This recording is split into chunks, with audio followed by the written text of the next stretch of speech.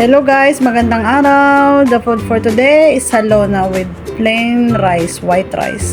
Yan, gumagawa po ako ng tubig. Iba po sila kasi dito pag nagluto ng kanin. Tubig muna papakuluan. Ayan, pinapakulo ko po yung karne na laham moton. Ayan, lalagay ko po yung bigas. Kailangan po kasi nakaano muna yung tubig. Ayan, lagyan ko po yun ng samna. Ayan, nagigisa ko na po yung basal, onion, sibuyas, ganon.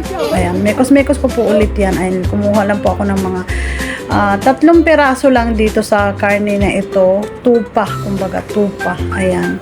Kukuha lang po ako ng mga 3 peraso. Tapos, ayan, mekos-mekos ko po ulit yan.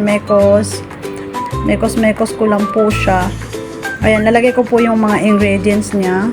Tawag po sa pagkain na ito is salona. Yan, salona po yan. Iba-iba po ang klase ng paggawa ng salona ha. Ito lang po yung sa ayan, tomato paste po. Ayan, naglagay po ako ng tomato paste dyan. Then, mekos-mekos ulit. Yan. Yan, nagawa po ako ng potato tsaka carrots. Pinray ko po yan, half cook. Ayan, mekos-mekos ko lang po ulit yan. Ayan, nilagyan ko po siya ng ginger ng konti powder kasi malansa po kasi yung moton. Yan, nilagyan ko na po siya ng tubig. Then, mekos-mekos ulit. Yan, ganun lang po ginagawa ko. Yan, takpan. Yan, titsini ko po yung kanin na niluluto. Nakalimutan ko po maglagay ng cardamom dyan. Ilagay, hinahabol ko lang po. Yan, lagyan ko po ng konting magic sarap. Pampalasa. Tsaka konting asin pa. Kulang pa siya sa panlasa ko. Yan, mekos-mekos ulit. Hindi pa po siya luto. Ayan.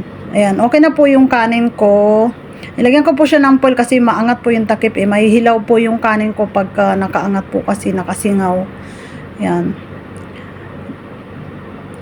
Tapos, ayan na po. Okay na po. Nilalagyan ko po siya ng butter. Ganun po sila dito kung magsaing. Basta plain white rice. May ganun po. Ganon. May ganon.